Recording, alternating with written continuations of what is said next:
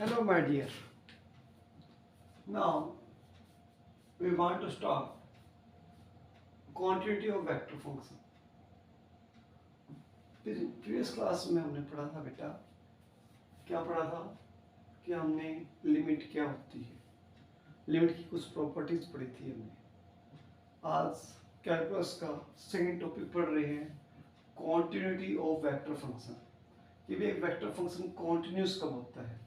Continuous means जैसे कोई भी कर्व है उसके अंदर गैप नहीं है, ब्रेक नहीं है, उसको हम बोलते हैं कॉन्टिन्यूस।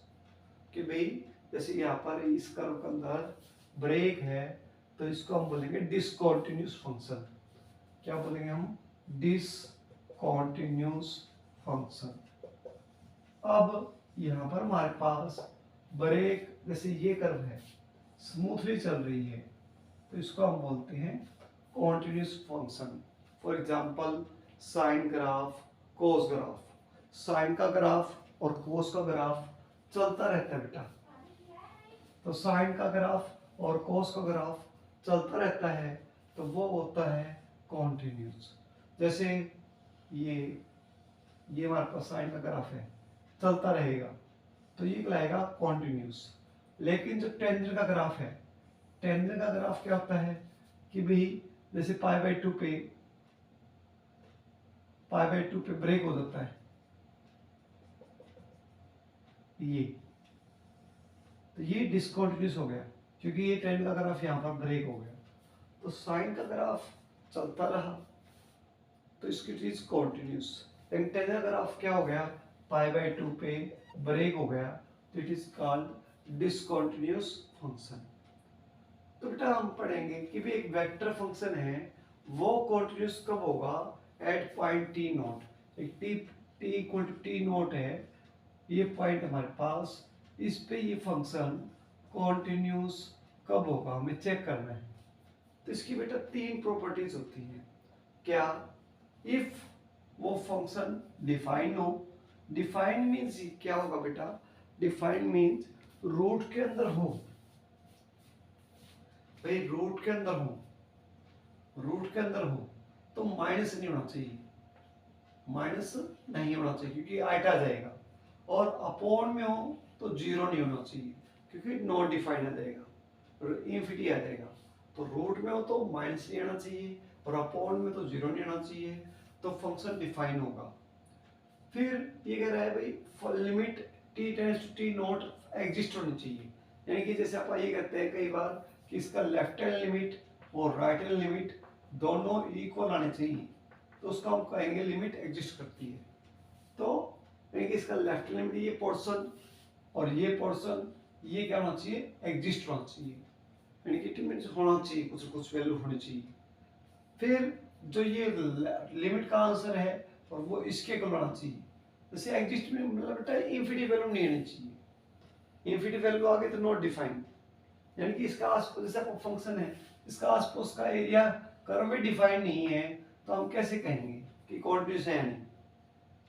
फिर थर्ड कि उस पॉइंट पे जो ये आसपास की वैल्यू है वो इसके इक्वल आ जाए तो हम क्या कहेंगे, उसको फंक्शन क्या कहेंगे, कॉन्टिन्यूस। क्योंकि ब्रेक होगा ही नहीं तो हमारे पास क्या कहलाएगा, कॉन्टिन्यूस। तो बेटा यहाँ पर हमारे पास कोई भी फंक्शन है वो कॉन्टिन्यूस कब लाएगा, एक पॉइंट पे जब ये तीनों प्रॉपर्टी लागू हो जाती हैं तो उसको हम क्या कहेंगे, कॉन्टिन्यूस। जैसे कि एक स्केलर फंक्शन में फंक्शन कॉन्टिन्यूस कब होता है, वैसे ही वेक्टर फंक्शन में भी वही प्रॉपर्टीज हैं। क्योंकि ये तीन प्रॉपर्टी एक पॉइंट पे हमें चेक करना है। या आप अनदर डेफिनेशन गए कि vector function F T is said to be continuous at the t equal to t naught if ये डिफाइंड हो भाई, जैसे इसमें दे रखा फर्स्ट प्रॉपर्टी, ये डिफाइंड हो, ठीक है। और कोई एक वैल्यू दे रखी है एप्सिलेंट, इसको हम बोलते हैं एप्सिलेंट, एप्सिलेंट भी बोलते हैं कई, क्या बोलते हैं, एप्सिलेंट।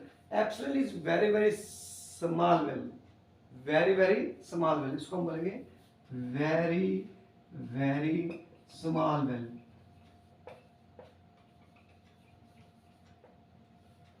तो जो हमारे पास देखो बेटा ये है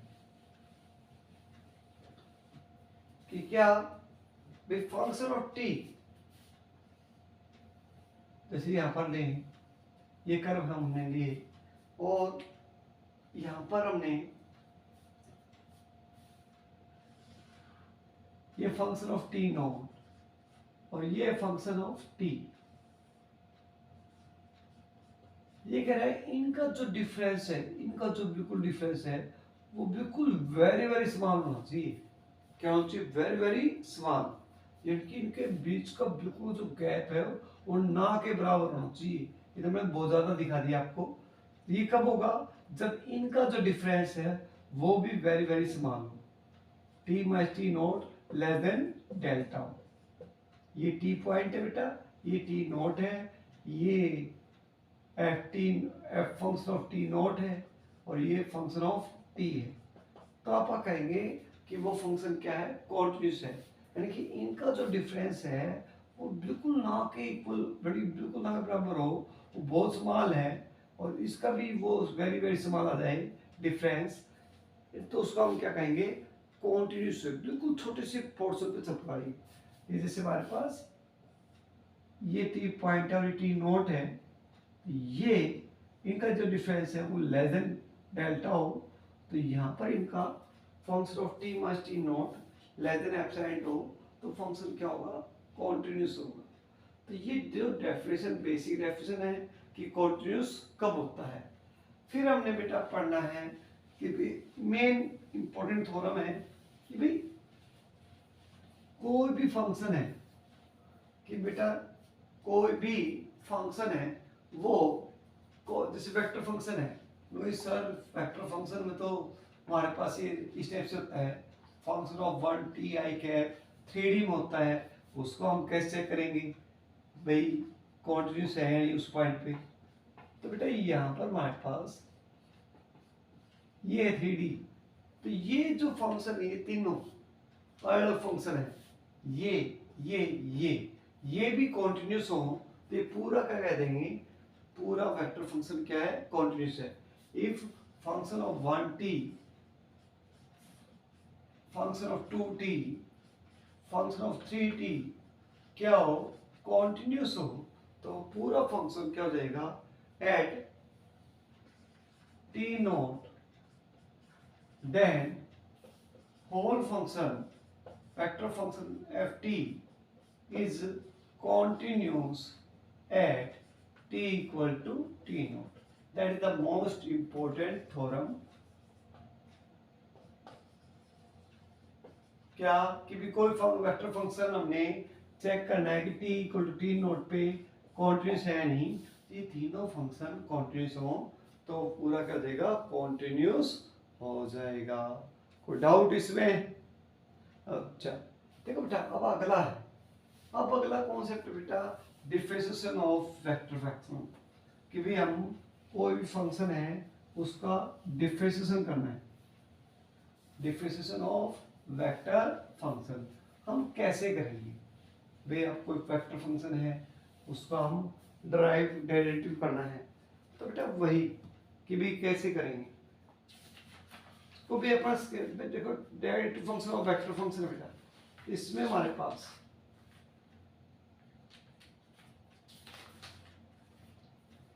एक मैं आपको क्वेश्चन करके दिखाता हूं। जैसे vector R equal to 1 minus vector R equal to 1 minus cos T I cap plus T minus sine T J cap है, ये क्वेश्चन है हमारे पास। अब बेटा यहाँ पर हमने इसका डेरिवेटिव करना है, डबल फर्स्ट डेरिवेटिव करना है D R by D T करना है और डबल डेरिवेटिव करना है D R square by D square R by D T square.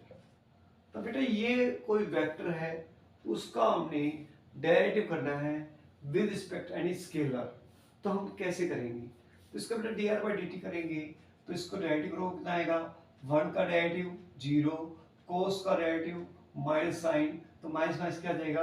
Plus sign T I cap, फिर टी का डेरिवेटिव 1, कोसाइन टी का derivative cos t, J cap, बस इसमें यही होगा, यानी अलग चेंज कर लेंगे, यहाँ पर एक्सिस का लॉन्ग चेंज कर लेंगे, यहाँ पर वाई एक्सिस का लॉन्ग चेंज कर लेंगे, तो यहाँ पर आ जाएगा D R by D T. ऐसे डबल डेरिवेटिव करना बेटा, तो कोस टी आई कैप, फिर वन का डेरिवेटिव जीरो, को माइनस कोस कितना देगा साइन टी जे कैप, तो ये सिंपल आंसर आ जाएगा। ओके, तो इसका हमारे पास यानी कि हमें कोई कंफ्यूज नहीं होना, जैसे हम सिंपल डेरिवेटिव करते हैं वैसे ही हमें वेक्टर का डेरिवेटिव करना है, बस ये अलग हो गया, ये आई हो गया, जे कैप हो गया, तो इसका अलग इसका अलग, ये हमने करना है। ओके, लेकिन अब इसमें दिक्कत ये हमारे पास, क्योंकि वहाँ पर सीधे यू इंटू वी रूल होते थे, यू यहाँ पर हमारे पास डॉट प्रोडक्ट है, क्रॉस प्रोडक्ट है, तो उसका डेरिवेटिव हम कैसे टू डिस्कस मेन प्रॉपर्टीज और डिफरेंशिएबल डेरिवेटिव की मेन प्रॉपर्टीज हम डिस्कस करना चाहते हैं बच्चे, तो हम कैसे करेंगे भाई। देखो कि भी हमारे पास कोई फंक्शन है और डेरिवेटिव कब होता है, डिफरेंशिएबल कब होता है। देखो बेटा, यहाँ पर तीन फंक्शन ले लिए हमने, एफ जी और एच, आर डिफरेंशिएबल फंक्शन, ये डिफरेंशिएबल है, और वेक्टर फंक्शन ऑफ और ये हमने क्या लिया, ये वेक्टर फंक्शन ले लिए हमने, और एक स्केलर फंक्शन, और एक हमने क्या ले लिया फाई, एक स्केलर फंक्शन है, ठीक है, उससे वेरिएबल टी। तो बेटा यहाँ पर हमने ये किया है, एक ये तीनों फंक्शन है, वेक्टर फंक्शन है, वेक्टर फंक्शन है, और ये क्या हमारे पास उसके T, and phi differential function of same variable T, phi एक स्केलर फंक्शन बेटा। तो देखो बेटा यहाँ पर हमारे पास ये करना है, तो ये तीनों वेक्टर है फंक्शन, ये स्केलर है, तो इसकी कुछ प्रॉपर्टी पढ़ते हैं, क्या बी प्लस माइनस का साइन हो तो बीच में कोई दिक्कत नहीं है हमें, मैं जैसे अभी जस्ट करके दिखाया था मैंने पहले एग्जांपल, क्या हमें प्लस माइनस का साइन हो तो कोई दिक्कत नहीं है, लेकिन डॉट हो तो डॉट में हमारे पास क्या होता है, डॉट में भी कोई दिक्कत नहीं है, प्रोडक्ट रूल यूज कर देंगे हम कि बी एफ एट इज इसका डेरिवेटिव प्लस ये एट इज इसका डेरिवेटिव।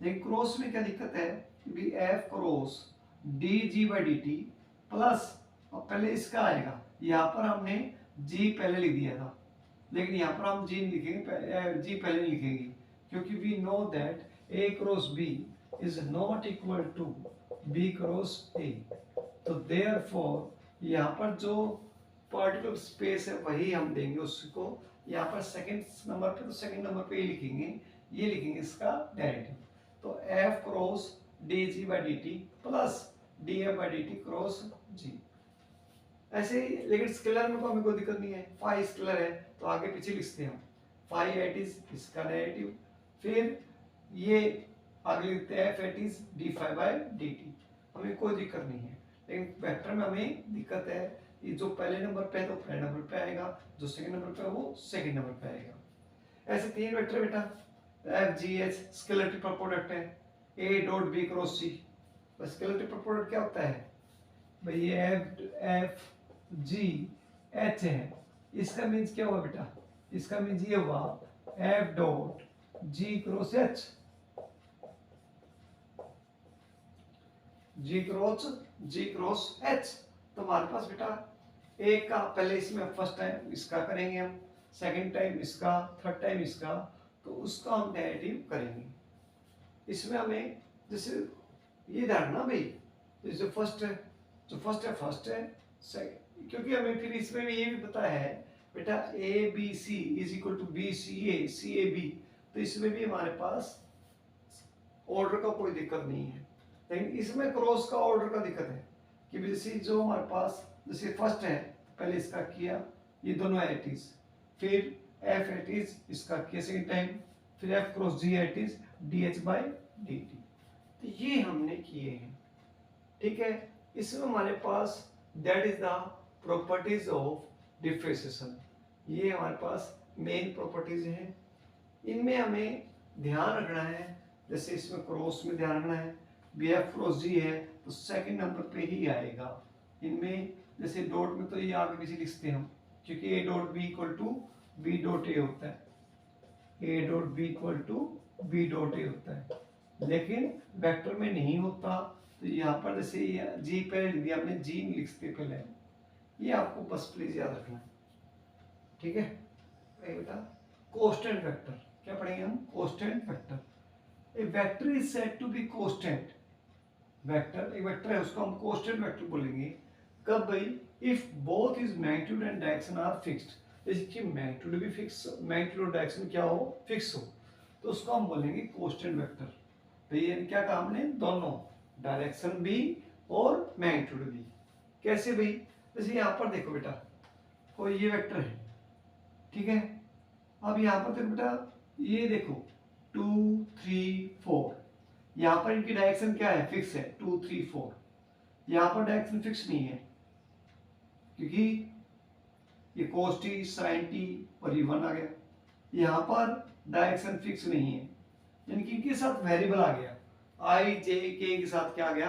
कोई वेरिएबल आ गया, तो वो डायरेक्शन फिक्स नहीं है। तो इसकी direction is not fixed, direction is not fixed, इनको तो हम बोल सकते हैं ये कोस्टेंट वेक्टर नहीं, सिंपल। लेकिन यहाँ पर इसकी देखो डायरेक्शन तो फिक्स है। आप चेक करते हैं क्या मैग्नीट्यूड फिक्स है? मैग्नीट्यूड निकालो इसका, मैग्नीट्यूड फिक्स देखो भाई, चेक करो क्या आएगा? 2 का स्क्वायर प्लस 3 का स्क्वायर माइनस 4 का स्क्वायर, इसका रूट, तो कितना आएगा? 4 प्लस 9 प्लस 16, कितना आएगा? 29। तो मैग्नीट्यूड भी क्या हो गया? फिक्स हो गया, कांस्टेंट आ गया। यहाँ पर देखो बेटा, cos square t plus sine square t plus 1 का स्क्वायर 1, अब क्या आ गया? ये 1 प्लस 1 √2, ये भी कोस्टेंट, मैग्नीट्यूड क्या आ गया? कोस्टेंट। लेकिन ये वेक्टर कोस्टेंट नहीं है, क्यों? क्योंकि बेटा इसकी डायरेक्शन फिक्स नहीं है। ऐसे हमारे पास यहाँ पर 2t आई, ये निकालने का फायदा ही नहीं है क्योंकि ये वेरिएबल है, दिख रहा है साफ साफ कि इसे कोस्टेंट वेक्टर नहीं है। तो डायरेक्शन कोस्टेंट वेक्टर उसे कहेंगे जिसकी डायरेक्शन भी फिक्स हो और मैग्नीट्यूड भी फिक्स हो। यहाँ पर मैग्नीट्यूड तो फिक्स था लेकिन डायरेक्शन फिक्स नहीं है, तो ये भी कोस्टेंट वेक्टर नहीं है। ऐसे ही हमारे पास यहाँ पर दोनों चीज फिक्स नहीं है। मैग्नीट्यूड निकालो तो 4t square plus 9t square plus 16t square और इसका रूट, यहाँ बेटा √29t स्क्वायर और that is equal to √29t। तो यहाँ पर बेटा मैग्नीट्यूड भी वेरिएबल में आ गया, तो इट मीन्स ये तो दोनों ही कंडीशन पूरी नहीं कर रहा, ये केवल एक कंडीशन पूरी कर रहा है। यहाँ पर हमारे पास दोनों कंडीशन पूरी हो रही है, तो इट इज कॉल्ड कोस्टेंट वेक्टर। और इसका हम डेरिवेटिव करेंगे कोस्टेंट वेक्टर का, तो वी नो दैट क्या चेंज तो वेरिएबल के अंदर होता है, तो डेरिवेटिव के अंदर चेंज होता ही नहीं। और by the definition we know that derivative means differentiation means change, किसी के अंदर भी चेंज होता है, तो इसका तो चेंज होगा नहीं। इसका डेरिवेटिव क्या होगा? 0, इसका डेरिवेटिव 0, इसका डेरिवेटिव 0। इट मींस कोस्टेंट वेक्टर का डिफरेंशिएशन क्या होता है? 0। ओके, नेक्स्ट टॉपिक करते हैं हम। नेक्स्ट टॉपिक पर बेटा हम कि भी एक कोस्टेंट मैग्नीट्यूड, हमने कहा था भी कोस्टेंट वेक्टर, एक वेक्टर कोस्टेंट कब होता है? एक और वेक्टर कोस्टेंट तब होता है जब उसकी डायरेक्शन और मैग्नीट्यूड क्या हो? से कोस्टेंट हो। यानी कि अब बेटा यहाँ पर है, अब चेक कर रहे हैं कोस्टेंट मैग्नीट्यूड है कि नहीं। देखो कई बार जैसे यदि किसी का f dot df by dt है तो मैग्नीट्यूड निकालना पड़ेगा, वो तो इजी मेथड है। लेकिन कई बार मैग्नीट्यूड निकालना मुश्किल हो सकता है, तो हम क्या करेंगे? f dot df by dt equal to 0 आता है, तो वो कह देंगे भी वो क्या है? एक कोस्टेंट मैग्नीट्यूड होता है। it is a necessary and sufficient condition for constant magnitude कि इनका उसका डिफरेंशियल साथ डॉट प्रोडक्ट क्या आ जाए? 0 आ जाए। जैसे हमारे पास जैसे भी लेते हैं let vector f has constant magnitude, ये भी हमारे पास कोस्टेंट मैग्नीट्यूड है, कोस्टेंट मैग्नीट्यूड है। आप देखते भी ये 0 आ रहा कि नहीं आ रहा। अब कोस्टेंट मैग्नीट्यूड है, इसका मतलब कि इसका मैग्नीट्यूड लेंगे, कुछ भी एक मैग्नीट्यूड कोस्टेंट आ गया, ये आगे भी हमारे पास। अब कोस्टेंट है बेटा, तो इसको हम ये लिखते हैं, क्या लिखते हैं? इनका स्क्वायर लेंगे, वो भी क्या होगा? एक कोस्टेंट ही होगा, कुछ मानते हैं, बी मानते हैं, ये कोस्टेंट है। अब इसको वी आल्सो नो दैट बेटा, ये हमारे पास, ये हमने डॉट में पढ़ा था क्या? कि भी A dot A equal to magnitude of A का स्क्वायर होता है, तो we can write F vector F का स्क्वायर है तो इसको इसके पास F dot F equal to B Y. अब डिफरेंशिएशन बोथ साइड करें तो F dot F differentiation of B Y. अब इसका यूनिट वैसे करना पड़ेगा, F dot D D F by D T plus ये F at is sorry D F by D T dot F equal zero by. अब ए we know that A dot B equal to B dot A होता है and it means ये same है, इसको लिखते हैं अपन two F dot D F by D T equal to zero.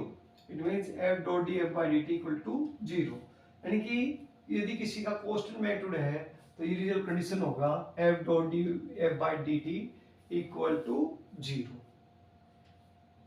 अब उल्टा ले लो बेटा कि भाई ये जीरो दे रखा है, प्रूव करो it is a constant magnitude. Converse कैसे करेंगे हम?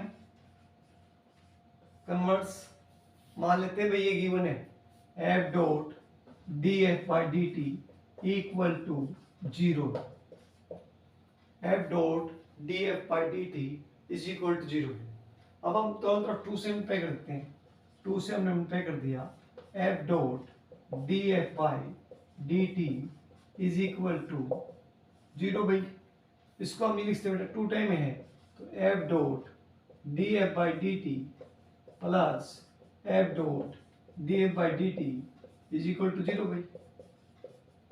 इसको हम क्या लिखते हैं बेटा? इसको हम लिखते हैं भाई D by D T of F dot F. अरे यही तो रिजल्ट आ गया, this result is result same है बेटा, ये रिजल्ट और ये रिजल्ट सेम है तो इसको हमने ये लिखा था, इसको हमने उल्टा कर दिया ये डी भाई ये कहाँ से आया था? यहाँ से आया था ना, ये यहाँ से आया था तो हमने इसको ये लिख दिया इक्वल टू जीरो। अब किसी का डेरिवेटिव जीरो होता है वो क्या होगा? कांस्टेंट होगा, तो it means F dot F equal to any constant. और यहाँ पर बेटा क्या हो गया? एफ डॉट कांस्टेंट है, इसका मतलब ये हो गया एफ डॉट क्या होता है? मैग्नीट्यूड ऑफ एफ का स्क्वायर इक्वल टू ए। ठीक है, और यहाँ पर ए का स्क्वायर रूट लेंगे तो क्या आएगा? प्लस माइनस रूट ए, तो दैट इज आल्सो कांस्टेंट। भाई कांस्टेंट का रूट लेंगे कांस्टेंट ही तो आएगा तुम्हारे पास। हैंस प्रूव दैट कि भी यदि किसी भी वेक्टर का मैग्नीट्यूड कांस्टेंट है तो रिजल्ट करेगा क्या होगा? F dot D F by D T क्या होगा? जीरो होगा। या आप कन्वर्स कैसे बेटा? यदि F dot D F by D T zero हो तो वेक्टर क्या होगा? कांस्टेंट मैग्नीट्यूड होगा। क्लियर है हमारे पास? या आप बोल सकते हैं बेटा इफ कोई भी वेक्टर है और उसका डिफरेंशिएशन परपेंडिकुलर है। भाई वी नो दैट दो वेक्टर परपेंडिकुलर कब होते हैं? A vector B is perpendicular कब होते हैं? If A dot B equal to zero. तो यहाँ पर इनका डॉट प्रोडक्ट क्या है? Zero. F dot D F by D T is equal to 0, it means vector f is perpendicular to its derivative for constant magnitude। Clear है हमारे पास? तो आज हम इतना ही करेंगे, नेक्स्ट हम क्लासेस में आगे करेंगे। ओके।